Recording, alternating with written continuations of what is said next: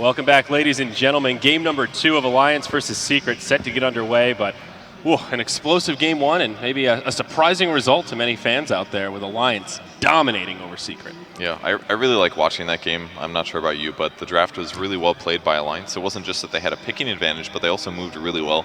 And I think the crucial part was the first 8 minutes or so. They grouped up when they had a slight advantage, since Secret did have a greedy draft, and then they all moved to the top jungle looking for kills, didn't find anything, and you know what they got? They got a tier 1 tower. And despite only getting the tower, and despite it being the worst tower on the map, what it did is, with a greedy lineup, a hero like Zeus can't just go up there and farm last hits, because if he did, he would just be easily ganked by Clockwork or any 1 or 2 heroes. So by killing that tower, Artesia was forced into the jungle, Batrider got some good farm, and then Puppey had nothing to do. So from there, Secret was basically collapsed on. They didn't have any places to farm, and then from there it was just an easy take your advantage and win the game for Alliance there. So it was really important that they grouped there and they took that tower. It felt kind of like the same formula that we saw from Malaysia, where you talked about the first 8 minutes. I totally agree. That first 8 minutes, they go to Arteezy's lane and pressure him. There was just a TP from the Dazzle where they almost actually got first blood on Arteezy at top lane. They didn't get the kill, but Arteezy wasn't getting the free farm he needed. So come mid-game time, again, Secret's playing 4v5 Dota, trying to create space for Arteezy to catch up. I don't think Arteezy's doing anything wrong. He's playing these games, he's doing all he can based on the strategy and the draft that Secret have got, but there's never enough space. He's always under pressure, and they're not making up for it elsewhere on the map. I think it definitely is not just a drafting issue, but a playstyle issue with Secret, where these teams seem to have figured out a way to kind of combat them and really just force Secret to play from behind every single time. That's like the 3rd game that Secret have lost this tournament, where Arteezy's just off split pushing while the other team is pushing tier 2 towers, pushing the high ground 20 minutes in the game. Yeah, it was very crisp execution from Alliance to kind of second what Purge said, where they took down that first tower, but they didn't give Secret any room to breathe. It was just nonstop aggression, and that sniper just got out of control. I mean, he got that edge, and it really just never dissipated. You talked about Sniper probably not making a showing in this series because he would be banned out, and, well, it didn't happen, but maybe it should have, because there just seemed to be no good response to deal with the Dwarven Sniper. Yeah, Alliance also did set up their lanes really well. They put Viper versus Batrider, which is a pretty good matchup for Viper, in my opinion. You can just harass the Batrider. He did get 3 haste runes by 10 minutes, which was ridiculous. But it still didn't matter. And they did get some decent kills on Alliance there. They grabbed the Viper once, and they killed, I think, the Dazzle in addition to him, something like that. It was 2 heroes dying on the mid lane. So they got some kills and things, but they were just so far behind at that point with levels, and then Alliance just goes high ground. They have the perfect hero set up. They've got a Viper hitting tower. They've got Sniper safely hitting tower. Even if the Spirit Breaker charge comes in, they have 2 supports that cover anybody going into them. It's either they have a Grave or they have a swap. Even the one time where effing Mad was out of position and he got pulled, bam, Grave hits him. There's not enough damage over time. They keep him alive, and the push continues. Any damage Viper takes, bam, you get a heal from Shadow Wave that was maxed out immediately. The important part is getting the cooldown down to 6 seconds, so you can spam it all the time. And then after that point, like, what do? You can't stop them from pushing. You would have to use all of your ultimates at the perfect timing for it to work, and they just couldn't do that. Again, Viper not the most flashy pick, but it seemed like such a key hero to have in that draft. Like, so much of what the hero does, you're not really seeing. All the slows across all the Secret draft. You've got just damage output going all over the place. The heals as well, combined with the Dazzle, the mech on the Viper. They've had everything they need. The Urn as well allowed them to keep sustaining their push. There was that one fight around the tier 3 mid tower where they went in with a lasso on the Vengeful Spirit. Venge got down to 1 HP with a Grave. 10 seconds later, Venge is full HP again. And that just really summed up the big problem with the Secret draft. I mean, we're talking about what Alliance did right with their draft. Secret, though, their draft had a lot of issues. They didn't have any real damage output outside of the Zeus, who was their 5-position support. Their only way of taking fights in the mid game, they would start off a fight. It would be a blink lasso from a Batrider. That was their only way of actually going in and trying to get a good fight. But on the Alliance side, you had Vengeful Spirit swap, and you have 3 heroes with scouting tools that could be used to cancel the Blink Dagger in Rocket Flare, Shrapnel, as well as the Vengeful Spirit Wave of Terror. So their only good mid-game initiator was entirely countered. How else are you starting for fight? Spirit Breaker can't just go charging in willy-nilly expecting to see good results. He's just going to get stunned up and killed every single fight. The heals as well as the Viper just counteract the Spirit Breaker. I look at that, I'm just like, what's their plan? That draft was just not going anywhere. And especially even in the early game when Batrider doesn't have Force Staff, he's actually countered by slows and things. He'll grab somebody and pull away, but Clockwork would hook, he would Battery Assault, he would Blade Mail, so he'd be reflecting fire damage. And even if he gets over the cogs, he's still taking hits from Sniper the whole time. He's got to worry about Assassinate, he's got to worry about heal bombs from Dazzle as well. There just wasn't any good way for him to get him far enough away for it to matter. Like you said, the damage was weak as well, but they also didn't have good ways to pull people. Like, the slows are really impactful. Even Viper could stand in the fire and slow him with corrosive skin. Like, there were so many ways to just make Batrider stop moving. And he either needed a haste rune, which he got a ton of, or Force Staff, and it wasn't how early. one side of the game could have been without those haste runes. Yeah, it would have been. At least the second and the third one, which both led to, one led to like a 2-0 trade, the other led to a kill on the Viper under the tower. So. Yeah. So there's only so much. All right, so looking forward to game number 2. I think we've pretty much covered that Secret needs to do something to handle this early game. That seems to be one of their weak points when this hyper-aggression just catches them off guard. What comes to mind hero-wise? How can they draft to kind of fix this issue that's been a recurring theme? They need to pick, I think, a more stable support hero, which is going back to maybe like the Puppy Dazzle or something. I don't know. Having the support hero that had the Zeus with the Night Stalker just didn't really cut it. I guess the Night Stalker became more of a core, but they need better laning heroes, it feels like. Yeah, that was their weakness that game, definitely. If Alliance picks something similar, you definitely need to pick something more early game, but there's nothing saying that they can't just completely change it up and go for a Wisp or something super late game. If needed. So they're still going to have to react. They can't just like knee-jerk be like, okay, we have to play their same style. It might be safer to play something just less greedy, but a similar style that they wanted to play. And likewise, on the Alliance side, are the same tricks going to work again, do you think? Did that feel like a one-off kind of a game where they just bested Puppy in terms of drafting, or do you think this is something that they can rinse and repeat to some degree? I think Secret bested themselves as well. Okay. I think it was a solid draft. Nothing to take away from what Alliance did, but it did seem it's a combination factor. Secret tried too hard to react and respond. Like, they didn't want to put I think initially the Zeus was meant to go mid, but when they saw the Viper, they're like, well, Zeus doesn't do well against Viper. Let's now put Zeus as a support. But then their draft really suffered because of that. Yeah. Okay. They picked the Batrider as well as the last pick. I don't know if that was the plan all along, but it felt like, okay, we don't want to run Zeus mid anymore. Let's pick up a mid hero that can also just kind of fill S4's role as an initiator. Yeah, you could be totally right there. It just could have been like they were forced into their unideal lane setups due to the path that their draft happened to take. So. And even a non-ideal last pick. I really felt like they were just going to pick a Puppy hero last to go as a support until the Viper just messed up everything as far as the lanes go and even the playstyle. Yeah, maybe that would have been a lot better. Yeah. It's hard to say. I think looking back, you can say they maybe should have just stuck with the Zeus mid if that's what they had intended with the Zeus pick. But at the time, maybe it's easy to think, okay, Zeus isn't going to match up well against Viper. Hindsight's 20/20. It's easy to look back and see all the things that went wrong. A little different when you're living it in the moment, of course. So game 2 should be ready to start pretty soon here. We've got one team ready, all 10 in the lobby, so we'll get this draft going as soon as possible here, folks, per usual. Any other thoughts about this series, boys, and ways game 2 could unfold? Unexpected game 1, it would be pretty amazing if Secret got knocked out in their first 2 matches. Yeah. I mean, somebody made a lot of money off Amazing in the upset sense, that's far from expected. Bottom 2 at the LAN finals for Secret, that would be just biggest shock. We were having a discussion yesterday with syndereN about what is an upset. What is an upset to you? What odds is it to that point? And I think that is the definition of an upset with Secret going bottom 2 in an event like this. So a lot to prove. And as we saw from the Secret video, if Puppy takes a victory at this Starladder, he will be the uncontested leader of Starladder wins. So there's something to be proven here. Well, he's got a long way to go right now. You're down 1-0, just round 1 of the lower bracket. You've still got to go through another 3 or 4 series, or 3 series just to get to the grand finals. It's going to be tough. I think they're. I don't think Puppy's thinking about that right now. He's thinking this series right now. What do you do against Alliance? What's going to beat Alliance? And I think not going as greedy with the draft. Maybe we'll see Alliance look at that and say, hey, look, we can actually go for something more late game oriented if they want to. So I think Alliance will have other tricks up their sleeves because they seem to have a good read on what Secret are doing. And it looks like they're just talking about drafting right now. As you can see, they're all clumped together, talking about something. Alliance seems to be ready to play. Game has started here. Yep. So hopefully we get a full load. They're definitely trying to figure out what to do to make the game right.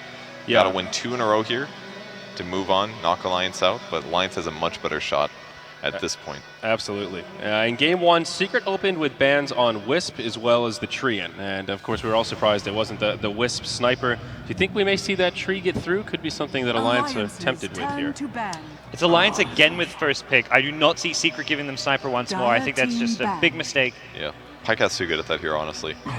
It's surprising also that, I guess, Secret not having first pick in either game, that's maybe selecting the side or something, but... Yeah, I believe it works the same way that we do it at the Summit, where it switches who gets to pick. So it's not necessarily a swapping of side and pick. If the team that wins the toss Yeah. You can, if both teams have a different preference, and I like Dire in second pick and vice versa. Not then sure you could who have the chose in same. game 1, but I'm not sure who won the I toss. feel like it may but- have been Secret, because 5 otherwise I seconds feel like coming remaining. into game 2, Secret would have potentially preferred having first pick, or at least... Well, Nahaz tweeted me yesterday when I made my comment about first pick, and he said that both Dire and second pick have the higher win ratios in the last 30 or so games, something like that. Really? So Like, as a just whole, the last... Like, it last, was like a smaller sample of games recently that Okay. Dire and second pick were. Do you recall what the margin was? Was it I like cannot remember. 55, 45 Sorry, or something? I'd have to look it up, Okay. but it was at least a slight advantage going towards the Dire and second. We'll pick. let you get back to us after you do your homework, Ferg. Yes, I'm fired. They're taking some time here. Yeah, Trant and Shen, the opening bands, so still Sniper Quap available here. Those are the big two cores that we've talked about quite a bit. Which ones do you push out? I'd also like to point out that Troll was not overpowered in the previous game, and that Dire team we back. shouldn't complain about him anymore, right? Oh, that's how we it saw him works. get stomped real hard one game. Yeah. That felt good. He's still going to get banned, though. Yep. He is really good at jungling, though. That was the smart thing that Arteezy did in the last game. He just, as soon as he got, all he had was like a Basilius ring and a Stout Shield, and he's like, I'm jungling. And he went to the jungle with maxed out passive, and he hit creeps really fast. And it opened up space. Wow. Okay. This is brave. All right, but I feel like you can counter Sniper. Countering Wisp is a bit harder, I feel. And Wisp gives you more map movement and teamfight potential. Like last game, Secret saved their anti-sniper picks until the second round, if I'm not mistaken. And maybe they didn't get the heroes they wanted. Maybe they wanted different heroes. Spearbreaker works, Yeah. but maybe there was another hero that they would have liked better. It definitely came down to like having such a bad early game against a Sniper, you're done for. Because Sniper he had a 14-minute Sanjin Yasha and was level 10. Like he was by far the most fun hero in the game at that point. So If he's level 10, his range is maxed out. You have to rely on the initiation from Spirit Breakers to jump on him. At that point, it was really tough. Plus, with swapping Grave, like, he can do whatever he wants, pretty much. So Line and Quap gives him a much more offensive potential. Getting a fast blink on Line means you can do Hex burst stuff. And again, they protect the Sniper with the Clockwork, which I think is a great pick. Not very good against Quap, but very good against Line. If you can jump on Line and cog him in, that's a dead hero. Yeah. And a bit of a deny pick, as we talked about in game number 1. Certainly the comfort zone for Team Secret. Queen of Pain is one of their highest prioritized heroes, one that S4 knows quite well. Enigma, the third ban from Alliance. yeah, I think the Queen of Pain is the reason they were okay giving up the Sniper. This has been banned out, I want to say, every single game against Secret until now. Have we seen any Quap games this whole tournament? Not on the main stage. Not on the main stage. Okay. It's just, the hero's very good against BKB carries as well. It's not something Alliance has in their pool right now, but against a lot of BKB heroes, Quap ulti just cuts right through. And so she really scales well late game. I think it was a really nice change to the hero. I feel like she's a strong hero right now, but I personally don't hate playing against her, which is a nice feeling for a strong hero. Now the Viper bans come out. Secret have lost to this hero one too many times this It tournament. was so perfect. And the other really good thing that Viper gives you that we talked about was it forces you to do your lanes weird, because he doesn't really hard counter a lot of heroes, but he's a strong hero matchup against a lot of heroes because of the nature of his skill set. Most mid heroes are like ranged, pretty low armor, decent gank potential.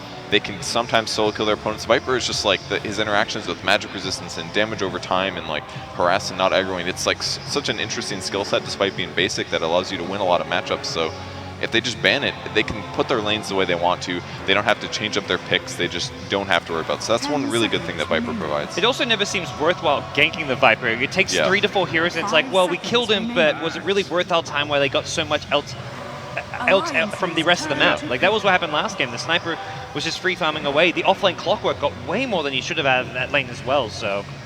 And it's scary too, because if somebody TPs and you don't quite kill him fast enough and he bottles or wands or something, he can just turn things around. Yeah. So Axe, the third pick for Team Secret here, probably your off laner for Zai. A lot of control on this lineup. Already some great gap closers, as we talked about, very good against Sniper. Also knowing that Dazzle's a support pick Alliance like to go for, which is still in the pool, so... Yeah, a fair point. Negates a lot of the potential of a Dazzle pick. Axe would have been great last game, I feel. I don't know if he got banned out or what, but it would have been a nice counter. It wasn't banned out in the second stage. I remember the third and fourth pick, it was available to Secret if they wanted it. But. Okay. So now Night Stalker goes to Alliance. Another tanky hero that's going to be aggressive and diving will create less pressure for Sniper. Good for Sniper. The silence is great against Quap, really good against Quap, I would say. Pretty good against Lion as well if you can get in close enough. So I feel like those are pretty good things to deal with. I think Night Stalker is pretty good here.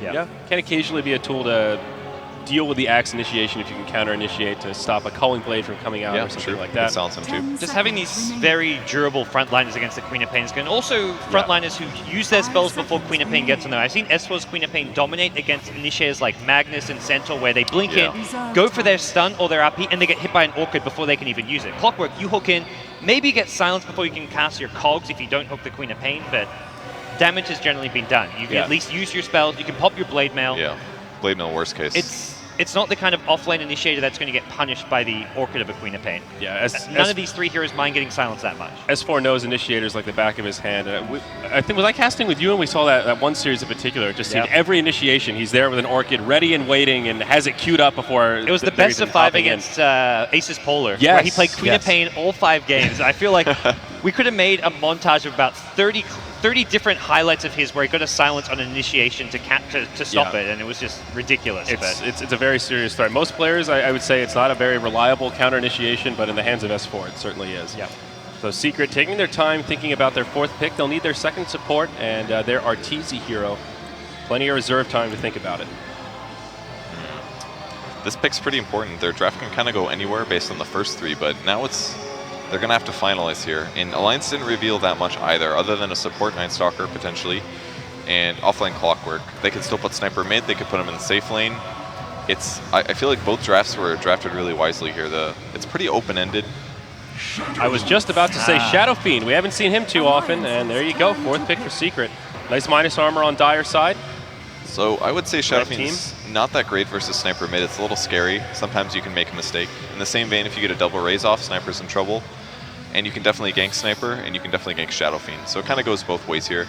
Earthshaker is still in the pool, I think likely to get banned out 5th by Alliance, but we haven't seen much Earthshaker at all this tournament, actually. Yeah, he was like one of the most picked heroes coming into it as a support, and everybody's just laying off him. They're like, nope, we're going to do Night Stalker, we're going to do greedy stuff. We have seen him banned a handful of times, but it works so nicely with the Shadow Fiend. I feel like it's a natural 5th pick for Secret, for Puppey as well. Yeah. But.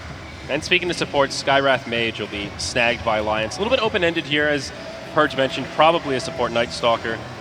But a couple different ways Alliance could take this draft as well. It's a little surprising to see Sky. We saw him yesterday, but it was in the game where they lost really bad. Kept getting, there was another game they got hookshotted a lot as well. Skywrath Mage is in a kind of a weird place right now, but it does give them another silence, which is good against Quap.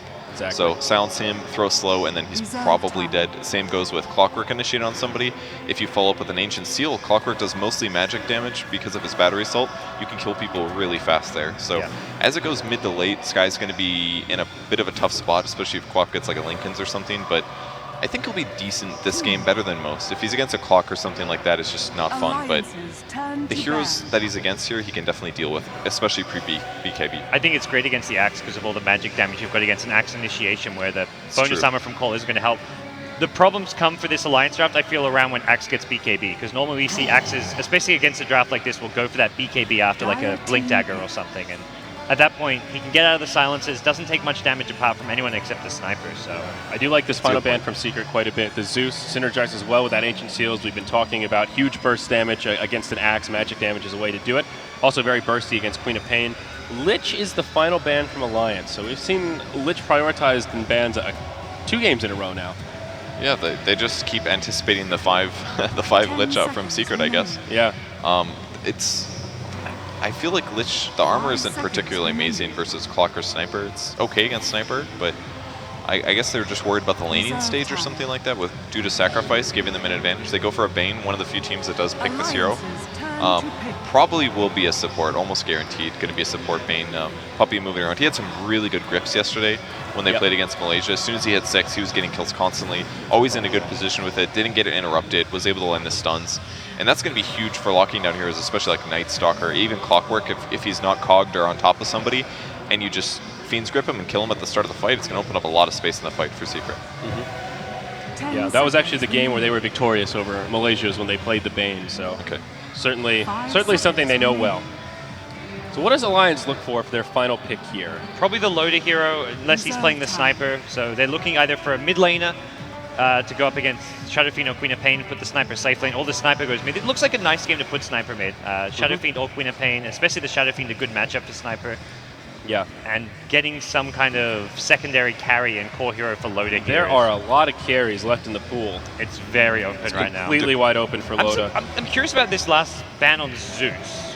I guess it could have been gone mid with the sniper going safe lane is what Secret were thinking. Honestly, I think they just see it as a way to control the Quap and the Axe, and even the Shadow Fiend on top of that. I guess what BKB really shuts it down, but the Ancient Seal with Zeus is, as you mentioned before, just cuts through all that bonus armor he picks Zeus up. is an amazing late game hero as well. Oh, even yeah. against BKBs, by that point you tank up enough, you can kite around the BKBs and then look to engage after that. So. Yep. Centaur War Runner. A Loda Centaur safe lane, Okay, you don't get to see this too often, but... I mean, Secret has fairly squishy heroes that require BKB, so in the early game forms a fast Blink Dagger, you transition this into a lot of map movement. Stunning Lion, Quap Bane, with any follow-up, those guys die. And you know Loda's getting his Blink before Axe will get, or at least he should be. If things go according to plan, this is a safe lane Centaur and off lane Axe. His Blink comes online earlier, he's going to be able to control the tempo of the game before Secret can do the same thing with their Axe, and that's going to be a little timing window where it feels like Alliance will have a mid-game advantage. Yeah, I agree with that. Absolutely. So, before we hand it over to the casters, predictions, 2-0 Alliance, or are we going to a Game 3 based on these drafts? I like the Alliance draft a lot. It has a lot of early synergy. That's what they beat Secret with last game, so I dare say Alliance 2-0. Ho ho ha ha, it's not going to a Game 3. All right. With that, LD and syndereN, take it away, boys. All right, ladies and gentlemen, welcome into Game 2, Secret versus Alliance. We're live here for Starladder Season 12's LAN Finals. By the time today ends, we'll be down to only 3 teams, and one of these 2 will be going home. Right now, Secret trailing 0-1 in the best of 3. We'll go ahead here quickly and introduce the lineups. On the Radiant side, we've got Nikwa playing the Clockwork. It will be Ake on the Skyrath Mage, Pycat, as always, on the Sniper, Loda handling the Centaur, and Matchka playing what looks to be a support Night Stalker. Meanwhile on Secret, we've got Puppey on the Bane, S4, the Queen of Pain, Arteezy, the Shadow Fiend, and Ratro. Hello, Nikwa. Puppey looking to spring the trap, but the cogs come out. Well played by Nikwa. He'll escape. So that leaves Kuroki on your Lion, and Zai playing the Axe. How you doing, Sind? Hey, I'm also here. How's it going? You have to cast. You can't just let me do all the talking. Yeah, this is, I want to say, if on a scale from, let's say in the last game, Secret's draft versus Alliance was a 1 on a scale from 1 to 10, then this one is a 10. I actually think Secret has a way, way, way better draft this time than they did last time around. Oh, well, we'll have a quick skirmish. Let's see who's going to have the better level 1. Apparently, nobody. 1 for 1 on the bounty runes. Loaded didn't have to fight very hard for his. Alliance do emerge intact. I'm going to dare disagree with the consensus on the panel that I Alliance agree. are going to win this game. I think like Secret's draft is really good. And there's a couple of things to point out. So they last picked the Centaur. Safe lane Centaur can actually get really scary toward the late game, but as far as damage output goes for Alliance, they're very magic damage based until Sniper gets farmed. Like all of the burst from Centaur as well is magical. So Secret can itemize in a way that renders almost the entirety of Alliance's lineup useless, actually. BKB for Secret is going to be the item this game that's going to make it very hard. In addition to that, I think Stampede is not really going to be that useful this game. It doesn't save people when they're gripped. It doesn't save them when they're nightmared. It doesn't help against Berserker's Call. It doesn't help against Lion Stun. It's only good against the Hex. And we could see a couple of plays out from Loda that could be crucial, where you Stampede a Hex target and you reset. But Secret are a lot about just catching someone in that call and just bursting them down. I don't even know. In many fights, the Stampede will not actually even be able to save anyone. So I just like their lanes. Like for me, their lanes are a lot better last too. game, Secret had an offlane Spiritbreaker. He can't go to the jungle if he has a hard time. They're running the support Night Stalker, who really, if he doesn't gank effectively, has nothing to fall back on without requiring a lot of space. They have a better zoning support here in the line, as well as that Bane, who are now making their way into the Nikwa. And Durante's off. They've got very aggressive laners in the Queen of Pain, to some extent the Shadow Fiend, and it will be a first blood for Secret. Claimed at the top lane. Nice start here, but yeah, I mean, to me, I just feel like the big issue last game was just this team, you go back to DAC, when they were having a lot of success, they won the lanes almost every game. They'd have like a 5 to 10k goal lead, usually brought about by the Puppey Chen was, I think, the biggest support they turned to. They haven't been running his Chen very much, but mostly because it's been banned. And if it does get through, then maybe Alliance ends up taking it in this particular series. But yeah, I'm with you. I like the Secret draft a lot. And well, so far, things looking pretty decent for them. They're getting out-farmed slightly here. Lotus Centaur is off to a good start in the safe lane, but crucially, they do get that first blood, and they are getting some early levels here on Zion the offlane. It's level 2. Are there any jungle stacks there? There's a small one for now. But they always had that plan B as well with the Axe going into the jungle. Same for the Shadow Fiend. Something I didn't feel like they really had last game. And there's one more thing when it comes to ganking for Alliance, which is, you know, the last game they won a lot on having a 5-man lineup that could just siege towers. Their lineup this time around is not good at that. So they have to be able to play a skirmish game this time around. It's inevitably going to happen. If teamfights break out, I think Secret's lineup actually has the superior teamfight anyway. You don't really want to 5-man into this Secret lineup unless you really have to. Sonic Wave, Raises, Requiem, Berserker's Call, even Impale or Earthspike can be a really big threat. I guess the big X factor is a really good Blink Stomp from Centaur. Yes. Or a Hook, but Yep. those are not particularly easy to hit. You have 4 ranged heroes, and one of them has a Blink in the Queen of Pain, so connecting on multiple heroes with a Blink Stomp or a Hook is much easier said than done. So what I was getting at is Alliance probably will have to skirmish, and the roaming support duo consists of a Night Stalker and a Skywrath Mage, who they do have decent magic damage, but when it comes to really controlling heroes, they have slows, but they don't have stuns. And I think Secret will be able to, a lot of the time, just TP protect whoever gets ganked, because they don't have that much burst. You're not looking at something like a double nuke Lina rotating or something like that. Skywrath takes time to build up damage over time until he's level 6. Night Stalker, generally fairly useless during daytime, so the question is, can Mad get a lot done during the night? I want to say, compared, if you take the last game and how much Secret needed to do with their Night Stalker during the first night to have a really high impact on the game, I don't want to say it's the same tier, because in my opinion, Secret were really, really under pressure from the start of that game with what they needed to do, but I'm worried for Alliance that if their lineup doesn't do enough in the first, or if not the first, then at least the first 2 night times, then Secret are just going to outfarm them and just win a mid-game. They do definitely have strong farming cores. That is a really good point. And they're also quite adept at split push here in the mid-game with the Shadow Fiend, the Queen of Pain, to some extent the Axe. Alliance have decent catch, so they may be able to punish that. But for now, we see a little pressure on Arteezy. That's multiple shrapnels coming out. They do not have a point assassinate. They're committing all 3. They're diving this one with Mad, and Arteezy begging for backup. Gets it from S4, 1-for-1. Kuroki coming in, wants to make it a second Aki turn to hit a creep. Oh no, they could follow this up with the Earthspike. They will. Shadow Strike coming through, and Secret quick to react. They get a 2-for-1 out of that, and they get the sniper as well. And that's the thing about these. It's basically what I mentioned just before, with this combination of heroes to gank with. The Skywrath Mage, either they have to dive behind the tower and Night Stalker engages it, or Skywrath Mage opens with a concussive shot, and that takes time, and it's very easy for Secret to get in their support there. Great rotation from S4 and, of course, the Lion. It was still a nice kill for Alliance, but trading 2-for-1 is not what they were looking for. Mad's going to walk up the hill here. He spots out S4, then he looks to walk away. Let's see, does S4 want to engage? Not just yet, it seems. So looking at the CS so far, the big winner is the Centaur in the safe lane, and Loda already up to 1,300 gold. This should be a very fast blink, something Secret obviously realized because they're leaving him alone completely. He's going to be the key hero, it feels like, for Alliance. If 100%. He gets some early kills with the blink, they could snowball out of control. He has to get a lot done in this game, I think. It's very important. Like this first support rotation looked like it was successful when they killed off Arteezy, but they end up trading 1 for 2. The good news for Alliance is that they still have quite a bit of nighttime left, and Mad is off the map, so Secret don't really know what's going on. You can kind of see Secret are playing well against it, though. Just look at their positioning. They've got 5 heroes in a relatively small portion of the map. Nobody's showing bottom right now. Nobody's showing in the mid lane. They're obviously playing scared, and that is the power of the Night Stalker. Good word from Mad here. But he is creating a lot of space as well. They're going to make a little pressure onto Arteezy happen now. Out comes the Shrapnel. But I think after that last tower dive, Alliance are going to be a little more hesitant about making a go on him again. And there will be a call from Zai, but a hasted Mad laying into this Axe. Can he actually take him out 1v1? He does have Stampede. He's going to have another Void. He's only a level 3 Night Stalker and a solo kill the Axe. Very well played, but it comes at a big cost as S4 joins with Arteezy, and they turn it against Pai Katanake. Another 2-for-1, this time also favoring Secret. It's actually funny how Alliance wanted to help Mad with getting that kill with an assassin. He had it by himself. And he didn't need it. And that ends up getting 2 of the heroes out of position. Secret seeing them here and getting a good counter gank once again. But, you know, that's something Alliance will be really sad with here. I mean, it's gonna, if they end up losing this game and it's because of this early game, that's one of those moments you come back to where you're like, we didn't even need to help him. That was really expensive. Now Nico as well. Not having an easy game like last time against this lane. This is just the power of having a stronger laning stage, and especially something Gods was mentioning in the early analysis was having strong laning supports. The Bane, the Lion, they just get more done. I can't help but feel like in most games we see Skywrath Mage pick these days, it's kind of underwhelming. in a lot of games. Yeah, It's- I would agree. And I You don't have know to get what so much exactly- done in the laning stage, it Yeah. feels like.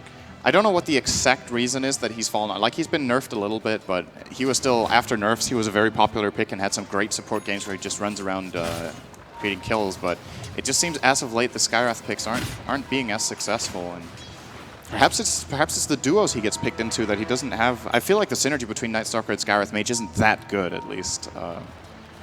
But It can be effective. I feel like when this hero really shined was when Void was just a go-to because it's Yeah. almost basically a guaranteed way to set up the Mystic Flare. they have the Whereas, clock for that, but not in the early game. yeah, and the hookshot's not as reliable as the Chronosphere, I would say, in general. We've seen quite a few missed ones as of late. Yeah. Well, for now, Rune's going to spawn. A lot of heroes playing back. It is daytime again, and this is where Secret have a little more room to maneuver, to farm up a bit more safely, and oh, Zai dropping low here. Rocket came in, almost killed him at the neutrals. Not quite. His shortest TP in history here. Poured it outside. He doesn't want to, you died to that second rocket, and you're just so mad. That's a sign of respect there, but he actually wouldn't even have died from it. Maybe I'm not just sure wanted he's to aware quick what level found it it. is. Yeah, it's possible. He probably just saw the rocket hit him while he's like moving his camera around. He's like, holy shit, I'm almost dead. Let's get the hell out. Maybe he was afraid he was going to get peeped. You're always getting peeped, man. That's just sniper life. All right, Alliance looking to make something happen.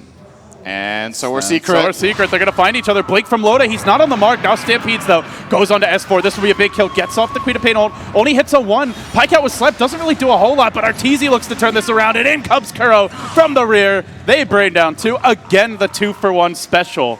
This seems to be the Secret way in game number 2. And they get 2 cores that time. That is really big. Plus, they also reveal the Blink for Alliance. Yeah, that was pretty fortunate for Secret here, the way that engage happened, that when Alliance do find an opening here, it's against another smoke, and a very quick blink from S4 just creates space, basically. I think he was next to Arteezy, and then he blinks all the way to the left, and Loda decides, all right, I'll chase the Quap. So he blinks after, but while he's blinking, S4 gets both Sonic Wave and Scream off, and even though he does get killed ultimately, it allows Arteezy to very quickly kill the Centaur, who... Uh-oh. Trying to go in here. Ake, however, will be turned upon by S4. Looks like it will be a 1-for-1 Assassinate coming out. Berserker's Call, not going to stop that. Style points for the Hoo-hoo, call. ha-ha. It looks cute anyway, that's for sure. You get a bit of a sound effect of this. Oh, Loda. Wanted that rune, but S4 is there a little bit quicker. Well, you know, Sin, we said for Alliance, it feels like the key will be Loda's use of the Blink Dagger. And it is early, but so far, it just hasn't gotten that much done. No. And without it, then you really rely on the Clockwork into Mystic Flare combo, but Ake's not level 6 yet. He's only 4. And Loda's initiation, it's actually fairly difficult for the Centaur to initiate in this game, because if you look at the counterplay potential from Secret, okay, the Blink Dagger on Axe is not up yet. That's another problem. But until that happens, if he initiates on anyone who isn't Bane or Lion, if they're in the neighborhood, they can just Nightmare or Hex him, respectively, and he doesn't get his combo off. It's super easy to do. Centaur has fairly long cast animations, so it's a very easy counterplay for Secret to pull off. Top lane, Nikwa. This will be a big kill. Arteezy trapped down the cogs. He's going to turn and fight. He will have raises soon. He gets one. Will he have more? Double raise onto Pycat. Now with the Requiem, he'll breed him low. Almost finishing him off. I think he got off the Death Requiem too, but not quite enough. This is still worth it for Alliance for sure if they get this deny on the tower that they are looking for. Pycat will get it. So Nikwa sacrificing himself for a Shadow and killing a deny. That's very good. Crucial kill there. However, Arteezy, he spent his gold Sin, so not the biggest loss. Yeah, that's a big item against the Radiant lineup to get as well at this point in time. For now, it's waiting for that next nighttime, it seems, for Alliance. Mad trying to get his level 7. He'll have the max Void then, but he takes a Queen of Pain ult. Blink in, aggression from Secret. Oh, they whiffed the chop. I think they still got him anyway. Battle Hunger taking him down. Mad, ring around the Rosie, and, well, a rather underwhelming plink. But it's a kill nonetheless. Boink. It's just not the same as Calling Blade. I know, It's really not the same. Oh, it's so satisfying. And yeah, that brings Zai close to the Blink Dagger here. Very important for Secret. I think he was the best hero to get the kill on. You obviously want an Orchid on Queen of Pain, but I think the counter initiation potential from getting a Blink on the Axe is more important for Secret. And a hero we haven't talked about so much, Kuro's Lion, has been quite a bit off the map. Like, they've got a couple of kills in the top lane, but he's level 8. That's actually very high level for a Lion to be at minute 12. And the Bane of Puppey is also level 6, so their ultimates are available. You know, the reason why is, I think mostly because they were running a little bit more of dual lanes. We saw the Bane moving around a lot, and they just got so many kills on those cores who were ganking. There's at least 2 that mid lane Puppey. Mystic Flare finally ready, and man, they bring him down quick, fast, and in a hurry. Nicely claimed there by Alliance. Can they take anything more after this? Do they look to push a tower? Do we see them rotate for additional kills? I'm not sure. Well, the rotation will be happening, but it's not that easy right now. Kuro well, Hero is in a sandwich. He is. That's the kind of easy blink kill you're looking for. Well played by Loda. In and out. And it is nighttime now. This is where Alliance want to make something happen. This feels like the crucial nighttime. If you don't get much done now, moving into that third daytime, you're looking at Secret potentially even angling towards the Roshan. And it's very good that they get Mad involved in a couple of kills here. He's now 3-1 and 2. Been part of 5 out of 8 kills, and Night Stalker gets some crucial levels out of this. And with the kill in mid that Ake was part of before, he's almost level 7 as well. So the supports of Alliance that were falling behind Secret have pretty much caught up now. They're still a little bit behind, but all in all, looking like they could have a shot in this mid game. Like, by no means are they closing in on Secret. Secret are still very far ahead on both Golden Experience for the time in the game here with their draft. But if these rotations for Alliance fail, this game would actually be very one-sided. It would be out of control. I think at that point, Secret might just be marching down mid for the tier 1. More or less. Uh-oh. Nikwa going to reveal the smoke here from Secret, now dropping the cogs.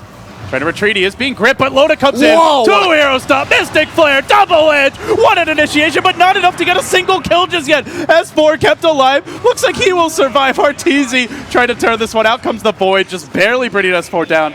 Man, even with that initiation, so far, just a 1-for-1 assassinate. Can't get Kuro, it looks like Arteezy will be trapped, mech already used. On the chase, Pycat laying into him, and 1 more auto attack, they'll get the kill. A 2-for-1, but it looked like it could have been 3 or 4. If they were just a little bit more even in this game, I think you see Zai die there as well as Kuroki Sind. That was the perfect blink stomp from Loda. He hit all 3. I think he did clip Puppey with it as well and stop the grip there on the edge. And you know what? The big winner of the... well, Alliance won the fight, right? But the reason it wasn't a disaster for Secret, the mech on Arteezy really saved them, bought them a lot of time in that fight to stay alive and kite them out ultimately. I think Alliance feel a little bit cheated there. When you hit a 3-man stomp like that on Centaur, you usually feel like, all right, we just destroyed them. This is a 1 fight. And sure, they did win it, but only 2-1. And the moment Loda jumped in, that looked like a clean 3-0 instantly. But the mech did save the day a little bit here for Team Secret, but important for Alliance still. 2-for-1, lots of golden XP gained from this, more than I thought it would be. Actually gained a few thousand on both. Yeah, experience brought basically back to dead even here. The gold still favoring Secret slightly, but it's hardly an overwhelming lead, especially when you consider that Secret have a 2-tower advantage right now. So you take those towers out of the equation, and we're dead even across the board, Sind. Puppey getting caught out by a concussive shot. This could be the move for Loda. Blake, Mystic Flare, even got Arteezy. He's landing these stomps. This is what he needs to do. He's doing a really good job. Little hesitant on the first stomp of the game, but ever since then, Loda finding his groove. Yep. And the cool thing is you can just fight constantly with Centaur. It's one of his greatest strengths. You have Stampede, which is a decent cooldown, but that's it. The Blink Stomp double edge is but basically always ready. Yeah, it looks like Loda's build-up here with an Ogre Club is probably going to be... I don't think Halberd is the choice this game. He must be aiming for a BKB to deal with, especially the Lion, and even if he gets gripped during BKB, I'm not sure Secret can actually burst the him damage down. feels like Sonic all Wave, magical. grip. You've got Sonic Wave, that's about it. And right clicks from Shadow Fiend. Yeah, but he's... The way Shadow Fiend generally gets built and the way he has to build this game, it's going to be a good 15 or 20 minutes from now before Arteezy starts dealing really significant physical damage. He's going for the mech into BKB. As I mentioned earlier, BKB will be the key item for Team Secret here. I think all of their core heroes will be building it as their secondary. I think Zai will go Blink BKB. I think Quap will go Orchid BKB, and then Arteezy mech BKB. And that's what's going to be the real problem for Alliance is once they come out, do they have enough physical damage on the Sniper, who is more or less their only physical damage dealer, really, on this lineup? Yeah, for now, he's gone into the Sanj, the tank item that helps you just survive these initiations. Though it feels like if he gets caught by more than one Secret hero, he might be dead anyway. But for now, it looks like Secret want to pick up some core items. S4 with the single Oblivion Staff and is on his hero. Working towards that early Orchid, it seems. Arteezy, as you mentioned, appears to be going BKB. And for now, quite a few heroes off the map in general. S4 is going to begin to push this tower bottom. And now Kuroki will join him. In the meanwhile, Alliance not really showing any sign of defending this tier 2. Dire's top tower Instead, it looks like they want to trade. Loda going for the tier 1 top. Secret's positioning, it looks like they're pretty scared of getting jumped here in the bottom, but well, like you said, Alliance aren't really showing anything, and now Loda showing top is pretty much all Secret need to know to go and try to claim this tower. He is the one hero they need to be really careful with getting initiated by. Sure, the clockwork can be a problem, but I don't think the follow-up from Alliance is actually enough without Loda jumping in on the Centaur. This tower it's going to fall. Claimed. So tier 1 for tier 2 so far. Yep. Pycat's starting to work on an additional tier 1. Let's see if Secret want to defend this. Shrapnel comes out, will reveal Zai, who wanted to make his way in here. Then the hook shot, that's a bit off the mark from Nikwa. Takes a battle hunger. Cogs get deployed, but they get off the grip. Nikwa trapped out. Reveal of the Orchid from S4. They get the kill cleanly. Secret, a tier 1 for a tier 2, and they give up a kill. Or rather, Alliance give up the kill. So overall, Secret going to be very happy with that exchange.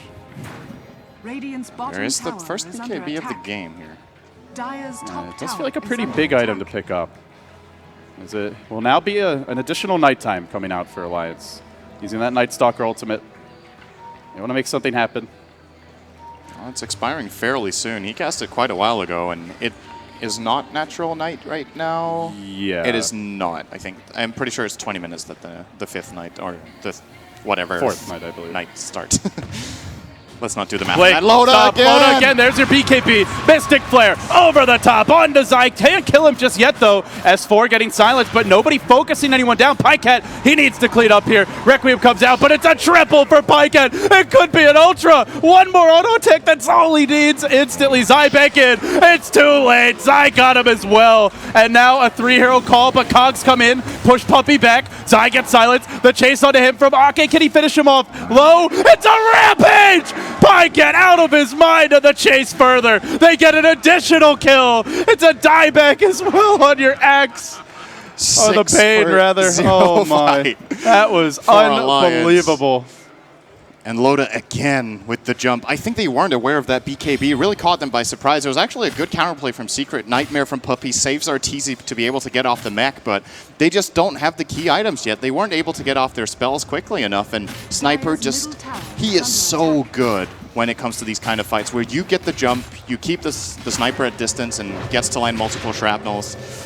Oh boy, it's a 5K swing. That is a game-changing swing right there. And they're looking for more. Going on to Pycat with additional shrapnels. Pycat, got to be careful, though. Doesn't want to get caught down in the river by Kuro. He does now have a Force Staff.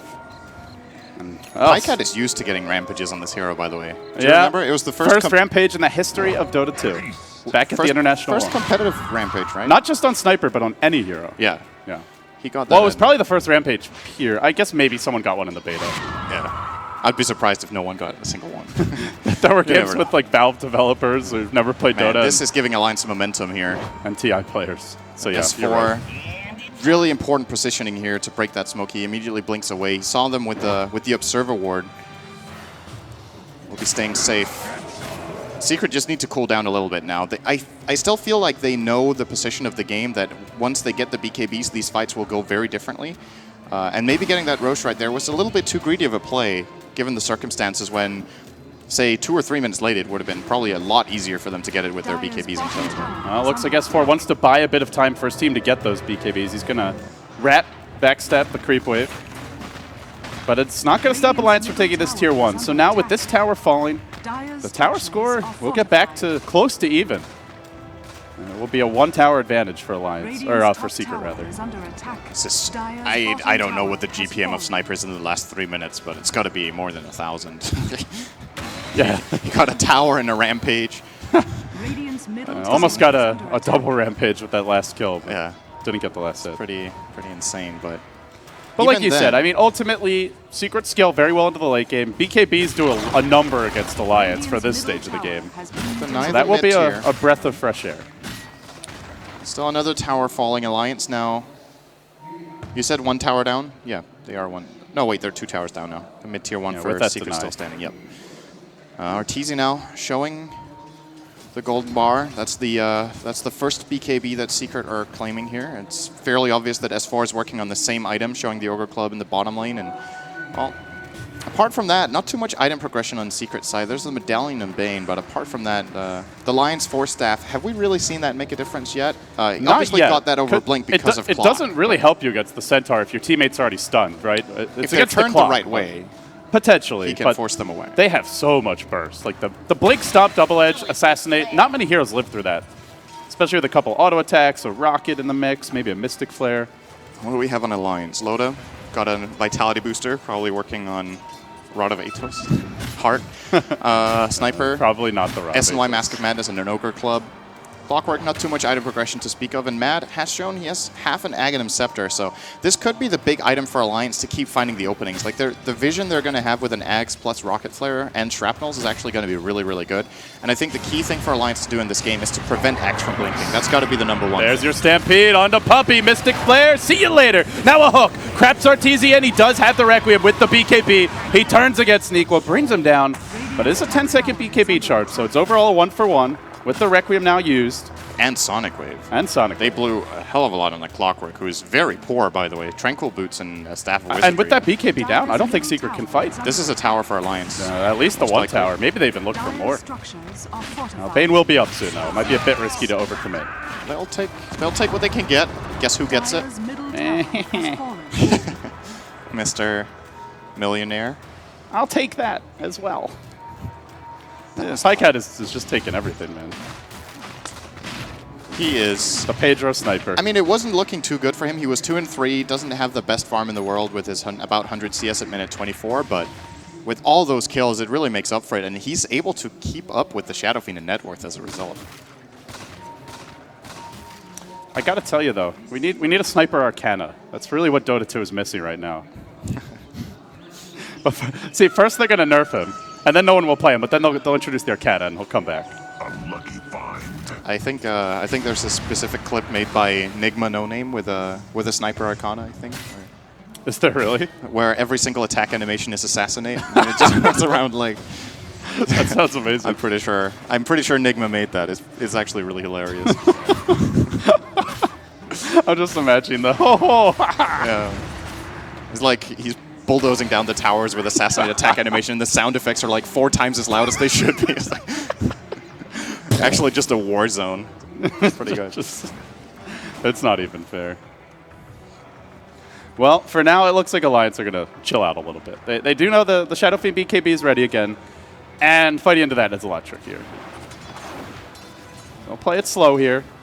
Moving towards late game, Sin, feels like both teams have their strengths. Great BKB disables here in the Bane Grip, the Axe Call. Good late game cores, as well as the Lion, and good late game cores and the Queen of Pain and the Shadow Fiend. Not the hardest carries necessarily. On the side of Alliance, I'd say maybe the hardest carry in the game in the Sniper. Perhaps a slightly weaker supporting cast for dealing with BKB. Skywrath doesn't really excel against them. Night Stalker not so great there, but he does give you a lot of vision with the Clockwork. It feels like overall both teams have their strengths and weaknesses late game. Do you give either team an edge? And if so, why would you say that? If it goes super late, I think Alliance are going to be really strong because this Sniper is going to be very hard to get to when they can protect him with a Centaur aggressive play and with a Clockwork hookshot and, of course, the Night Stalker vision. And that's why it's so important that Alliance have managed to get all these kills on Sniper, because if the current gold score was the same, but there wasn't all these kills on Sniper, I think the game would still be Secret favored, even in late game. But Arteezy, he's forced to BKB. I don't know if they can even fight at the Roche pit now. Secret really want this Roche, but Alliance they've been able to punish those moves, and guess what they have now? It's an Axe on the Night Stalker. They have vision. Yeah, they got vision. It's pretty good for taking Roche, I heard. Mobile map pack coming at you. They got all the vision. They've got the Clockwork Rockets, the Night Stalker, Ags vision, the Shrapnel to boot, even an Illusion Rune out for the Clockwork. And oh yeah, by the way, a couple awards. So who do they give the Aegis to? All right. The one thing I do worry for is as Arteezy's BKB charges drop low, I feel like he can't fight at all. He's just so vulnerable to their magic damage. Yeah. And they don't have... They have okay defensive supports, right? They have the Sleep, I guess, is the main thing, and a Force Staff, but nothing exceptional. There's no Dazzle here. And it's really an uncharacteristic... it's an uncharacteristic sign of weakness that I feel like we've seen in both games. They've generally, in the majority of their games, they've been pretty solid at making the big play calls and playing, for example, mid-late game and making the right decisions. But in this game, the two the two biggest mistakes they've made were going for Roche. And they generally are really good at taking Roche. So the first time they get killed 6 heroes for trying to Roche. Now they lose a BKB and they give away the Roche. And to be honest with you, I don't actually feel like they even need to take the Roche. They just need to prevent Alliance from getting it and just keep farming. But they're really intent on getting this objective and try to push, when I think the way to go about it is to get a smoke gank, find any key target, and then you Roche. Yeah, I would agree, and they don't have an excellent Aegis carrier. Shadow Fiend's only okay, Quita Pain the same. There's no Storm Spirit this game, no Leshrac. There's nobody who really excels with an Aegis. Even like a Morphlane is pretty good. Well, for now, Alliance, they got to feel a little more confident here. Early on, the game felt like it was swinging against them, but now they've got the Nightstalker Ags, the gem is out, they have a Clockwork as a good initiator, Pycat's farming. Everything that they need is currently at their disposal. Yeah, I was about to point out this this itemization from Loda. What do you think about that? This is not what I was expecting. Oh, yeah. I was not expecting that either. There's some interesting prospects when it comes to moving around the map. He's actually going to hide it right now. Very nice play here, just clearing out the wave and then going into the fog, not showing his hand. Well, this can work beautifully. And even if it only works once, it normally pays for itself. That is something worth mentioning, because if you win a convincing team fight off of it, you're going to basically buy this item back for your team in terms of the cost. Yeah, this is what he can do. And he's making his move. Oh, a little too much. That's tempting, though. That was like, if they were like 200 units closer, he goes for that, but yeah, that was a little bit too far. XII currently split pushing top. Secret seem to have a pretty good idea what Alliance are doing, even without vision, just reading the map pretty well here. It's still forcing them to play very defensively, though. They're not getting as much farm as they could be, and they're not putting any pressure on the sniper. And there is a lot of nighttime remaining. We're 29 minutes in. There's a good 3 minutes of night. Then there is a Darkness cast after if Mad wants to use it immediately to just extend the night. You know soon enough that level 16 is coming as well. Dire's middle tower is I mean, just look at it. It's brutal. Radiant's top tower is under A giant sphere of influence wherever he moves. That's some force projection for you right there. Do they have any smokes available? Don't think so. Oh, they do have one. It feels somewhat like the last game. Not so one-sided, but still the same overall situation where Arteezy is reduced to split pushing and Alliance are the aggressors.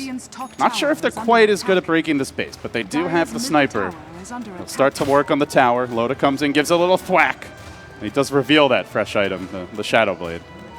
Hasn't really made much use of it just yet. Pycat got almost half of that tower. And he doesn't even have many items. He's doing pretty good damage here. Radiant's top tower is under attack. Well, they're going to continue this push. Pycat working on the creeps, everybody hanging back. But very hard to make your way against this Alliance draft with the vision that they bring to bear.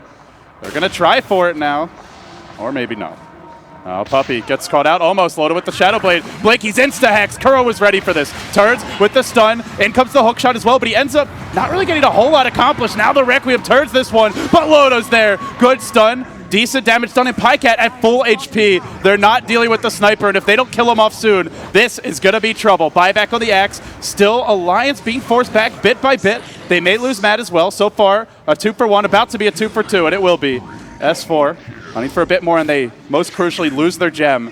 Finally falling will be the Skywrath as well. So ends up being a 2-for-3, but it does cost, and a gem going for Secret, but it does cost them that single buyback on the axe. That was such a sick heads-up play from Ake in that fight, by the way. It really has a big influence here when he precasts Silence on Axe, who blinks in to try to get a call, insta-silence, doesn't even get the call off, gets blown up by Skywrath Mage Ultimate, has to buy back and take that fight. And while Secret do hold, that was a pretty expensive hold with the buyback coming out in Alliance.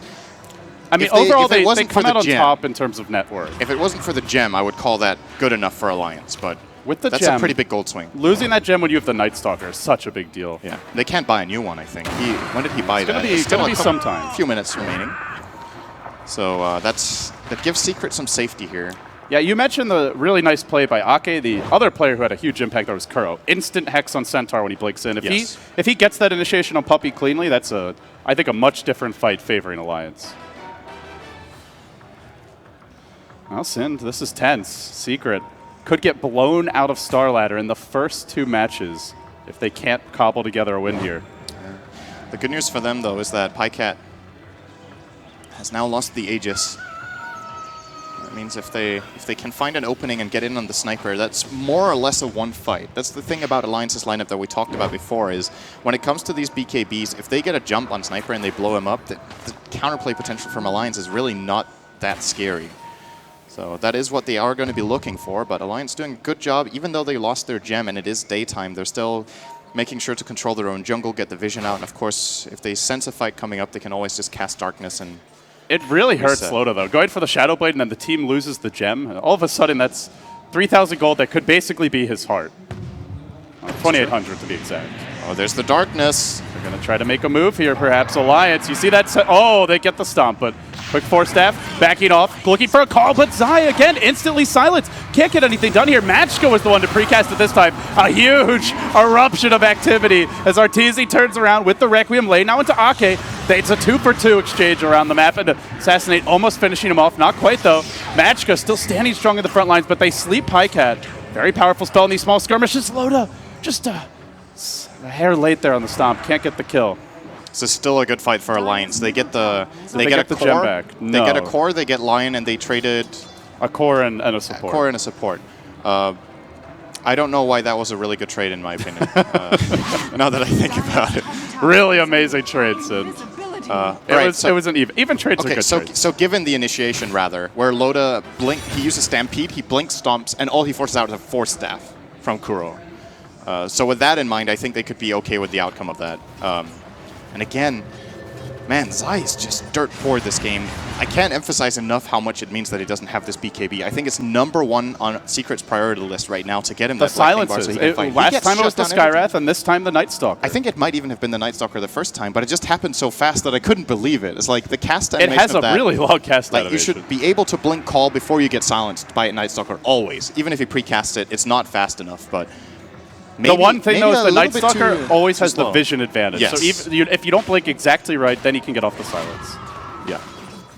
So, well, Matt definitely doing what he needs to do in these fights. These silences are crucial for Alliance to win, and it's really all about the axe. Like, they shut him down every single fight. I haven't seen Zai have an impact apart from soaking up Mystic Flare. They're going to make a go on Loda. Blink call to start it off. Nikwa Nice is jinx. waiting nearby. There's a BKB. Stampede coming through as Loda retreats the hell away. Pycat also running and trying not to turn onto Kuro. Can't quite finish him off. Secret continuing pursuit. They get the second kill there on the Clockwork.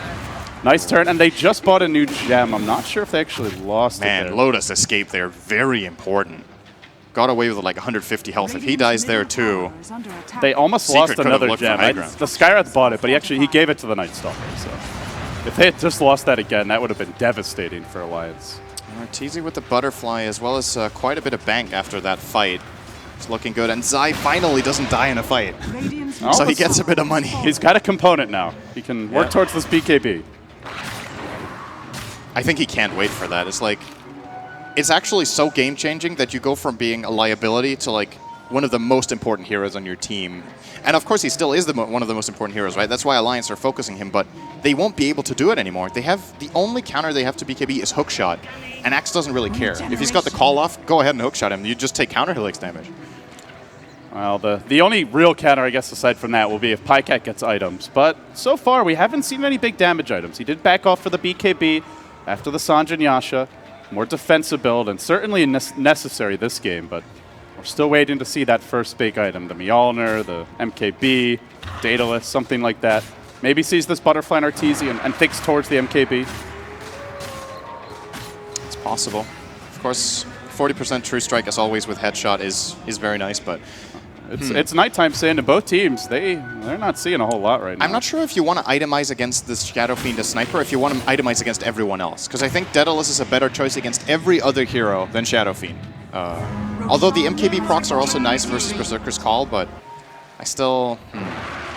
Well, this is big for Alliance. They get their Aegis again. It goes to Pycat. Was that Roche number 2? Oh, I felt like that was Roche number 3, but there's no cheese. It's been kind of a slow game in a lot of ways. A lot of kills, but quite a lot of kills, yeah. As far as objectives go, there hasn't really been too much threatening of high ground. There was the one push attempt mid.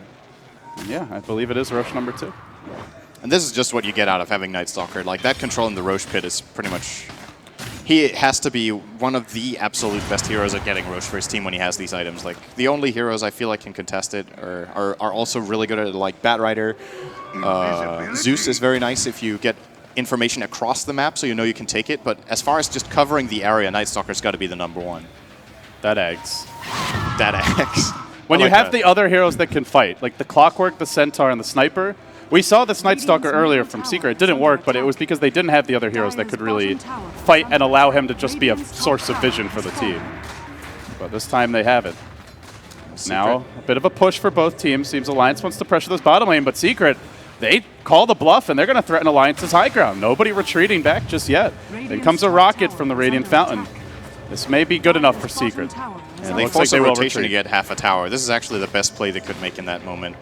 Alliance And they not also even getting defend the their tier 2. Yeah. Sometimes the best defense is a good offense, you know? There you go. General Sun, Cinder, and Sue. Sinsu. Sinsu. I can live with that. You can call me that if you want. You're giving yourself too much credit. Hey, you brought it up. You started it. I'm using your words. That's I true. just... Thank you. That's probably the nicest thing anyone's ever said to you with all the casting you do with Shannon. Oh, it's so true, though. For now, Secret, game's going to slow down. It seems like, but Alliance still hold this Aegis for a couple of minutes. Wonder if they're going to look to make anything happen with it. They do have a good high ground siege here in the Sniper. And they are going to start to push up with Loda. Sniper joining them as well. Here comes the Mana Drain, but oh, Kuro, got to be careful. Rocket coming out, and 2 auto attacks, bam! See you later. There's an MKB ready to go, and oh, this is trouble. Team Secret weren't quite ready for this push. Just 5 down mid, nothing fancy or clever about it. Now an assassinate on Zai, bringing him down to only 2/3 HP. They may even go in now. Blake, stop. That's probably the death of Puppy as well. 2 supports dead just like that, and they both buy back. Zai goes in with the Blink call. He's off the mark, and Secret, with that Blink call used up, they may struggle to hold their base. It looked like the continues to goal siege. there with that TP. It was a very aggressive TP. It looked like the goal was to force a reaction and then get a Blink call, but Zai didn't manage to grab the kill, or the call rather. And that's a huge loss. It's 2 buybacks, and Alliance actually haven't even taken damage. Like they don't think really you keep seem on to going. care. Yeah. The only thing they lack right now is the Stampede, it seems. That and the darkness.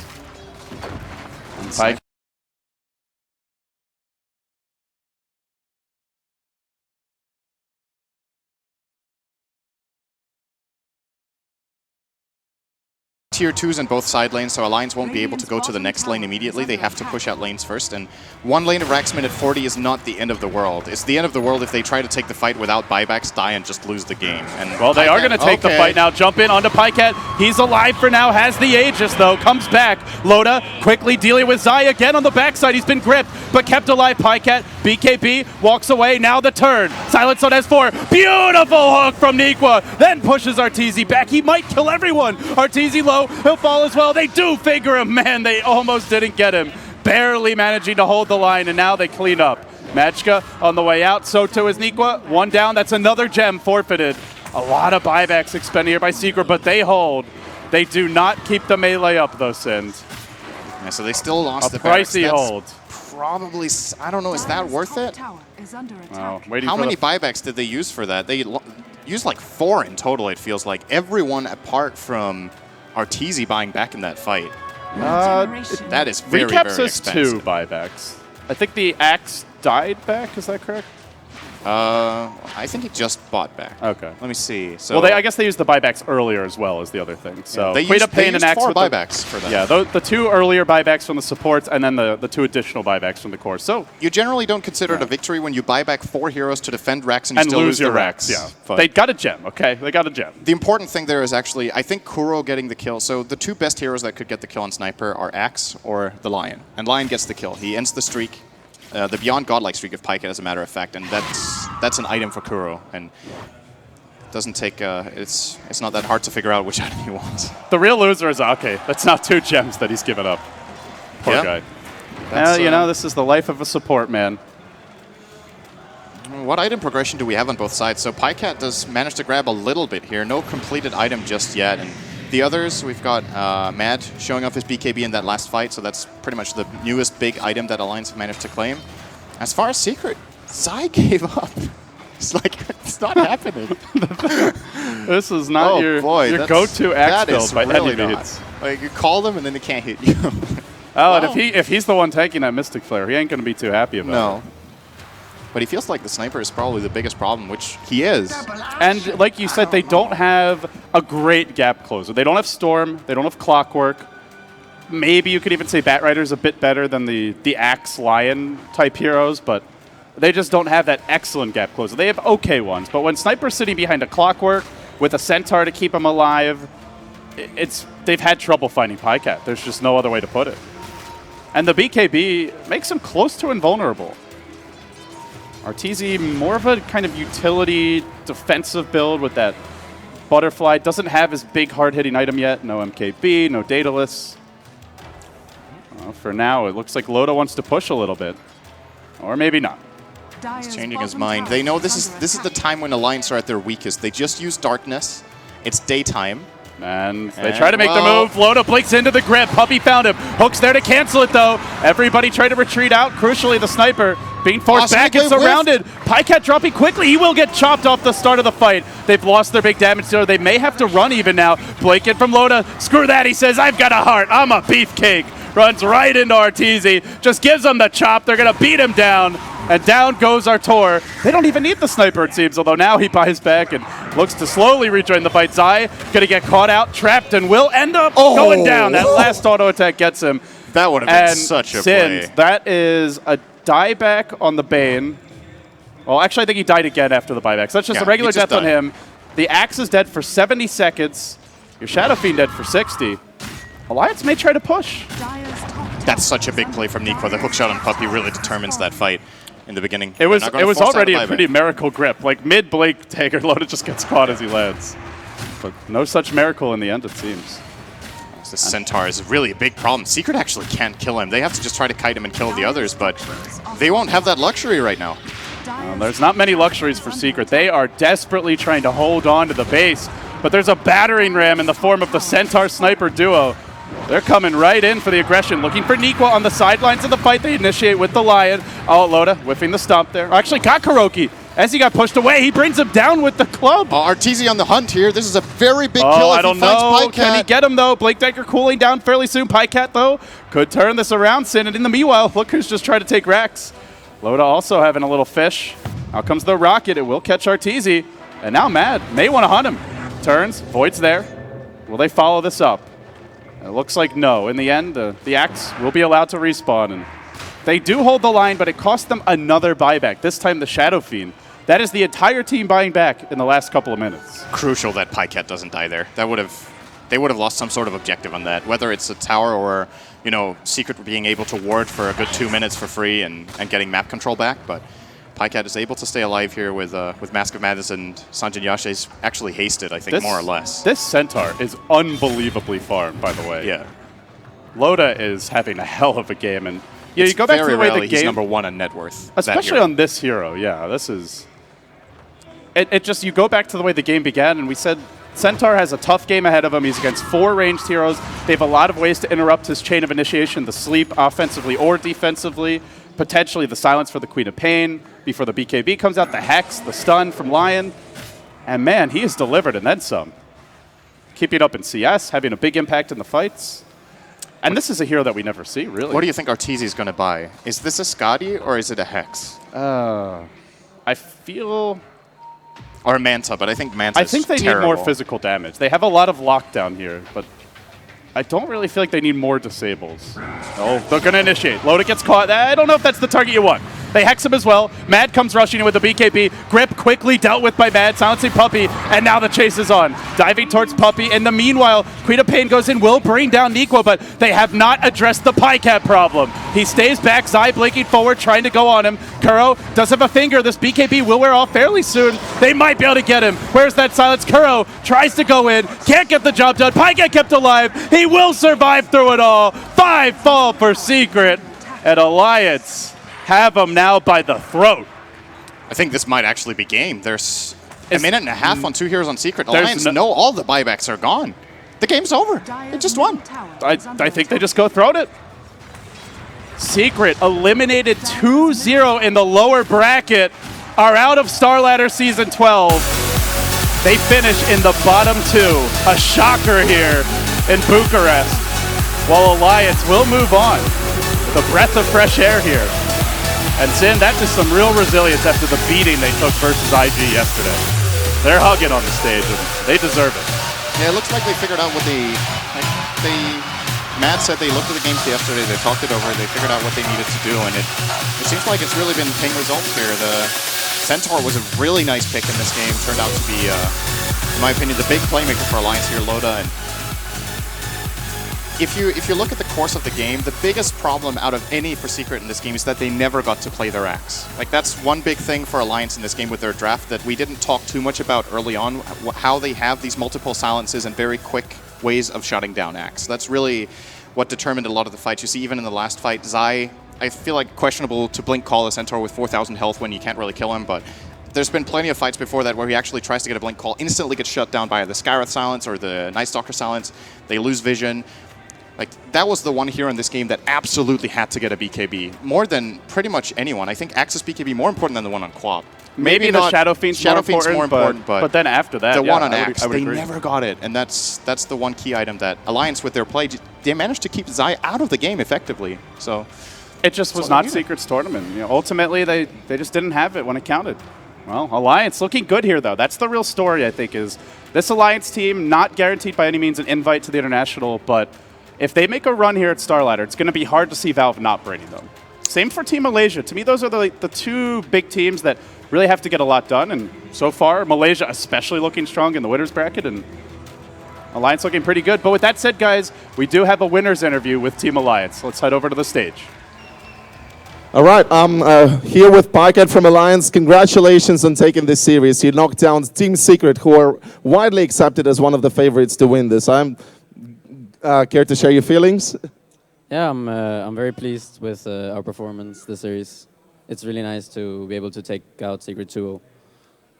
All right, well, Sniper seemed to be the be-all of today's two games. In the first game, you obviously completely dominated the map with it. In the second game, Team Secret had much better idea of how to control it, but you managed to drag the game out, get enough farm on it, get enough farm on your initiating heroes, and basically Sniper allowed you to get back into the game and break their base. So was that a strat that you relied on in this dire situation in the lower bracket? Well, I think we've ran a lot of Sniper, like in the past, and I think the hero it's a bit too strong this patch, like these shrapnels. They just allow you to fight, and they started fighting with us, and you can't really fight the Sniper with the shrapnels, and then they lost fights, and yeah, we won like that. All right. Well, since I'm not gonna trouble you with the pre-match interview, I'm gonna let you chill and watch the next game. You're gonna be playing the loser in the next series, which is gonna be Vici Gaming and Cloud9. Is there any particular team that you prepared more for, or did you just like prepare for everyone equally? No, I don't think it matters who we play. It's whatever. Well, then in that case, let me rephrase. Are you better or more confident playing against an Asian team with the Asian play style, or with a, I don't know, Western team with Western play style, Western meta? I guess since we haven't played that much against VG, I would probably prefer playing Cloud9 because we don't know much about VG, but All right. I don't know how the others feel in my team, but yeah. All right, well, congratulations once again. I'm going to let you relax and watch the next game. Hopefully your opponent is going to be a bit tired after that, and you can continue your winning streak today here. Congrats, and thank you for the interview. We're going to cut to a very short... Yeah, come on, guys, let's give it up for Alliance. We're going to cut to a small commercial break, after which the pros at the analyst desk are going to explain to us why this was such a decisive 2-0. Thank you.